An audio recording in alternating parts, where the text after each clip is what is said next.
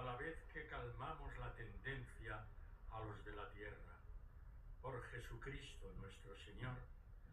El Señor esté con vosotros. Inclinaos para recibir la bendición. Oh Dios, que tus fieles fortalezcan con tu bendición, sé para ellos consuelo en la tristeza, paciencia en la tribulación y defensa en el peligro.